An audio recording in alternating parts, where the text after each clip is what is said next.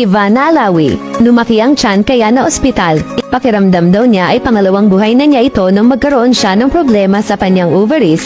Meron din daw siyang PCOS o polycystic ovary syndrome. Pero isang food supplement ang nakatulong sa recovery niya. Morning guys! So mag-work na kami and before that, meron akong gusto ipakita sa inyo. Ito yung Salveo Well Barley Grass and sobrang nakatulong to sa akin sa pag-recover ko. And tingnan nyo naman, paubos ko na siya. Kailangan nyo siya matry. So, in-introduce to sa akin ng friend ng mama ko. Sobrang amazing niya. And I feel like talaga nakatulong siya sa immune system ko and yung pag-recover ko na mas mabilis. Kasi alam nyo naman galing ako hospital. Hindi to sponsored, pero gusto ko magpasalamat sa Salveo for making this product kasi sobrang nakatulong siya sa akin. And hi Salveo, kung nanonood kayo. Thank you. Cheers!